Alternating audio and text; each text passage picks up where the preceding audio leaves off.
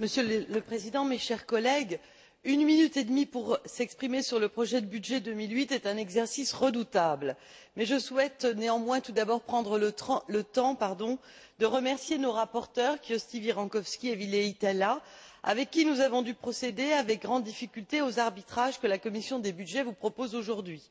Bien sûr, le cadre budgétaire pluriannuel 2007-2013 nous engonce dans une rigueur qui ne nous permet malheureusement pas de poursuivre ni aussi fermement ni surtout aussi vite les objectifs que nous nous sommes donnés pour l'Europe et dont les politiques constituent, à mes yeux, le seul salut pour nos régions européennes, en étant capables de donner à nos concitoyens le confort de vie auquel ils aspirent dans un environnement mondial métamorphosé qui bouge et qui évolue sans cesse. J'invite donc notre Parlement à soutenir les initiatives de notre Commission, surtout dans la perspective de la renégociation à mi parcours du cadre pluriannuel et de la définition également d'un nouveau mécanisme de ressources propres. Concernant ce budget et en raison du peu de temps dont je dispose, je souhaite ne m'exprimer finalement que sur un seul point. J'ai choisi, en qualité de rapporteur permanent pour les fonds structurels dans la COBU, d'interpeller les membres de la Commission européenne sur les raisons de la mise en réserve de 30% des dépenses administratives